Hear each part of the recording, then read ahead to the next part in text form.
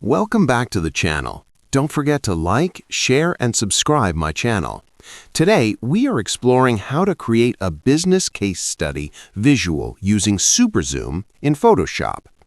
I open Photoshop and load the case study image. I pause because case studies must feel credible.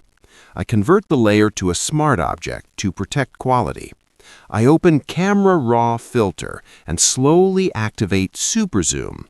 I increase zoom carefully and stop. Business visuals should explain, not exaggerate. I reduce noise and smooth edges.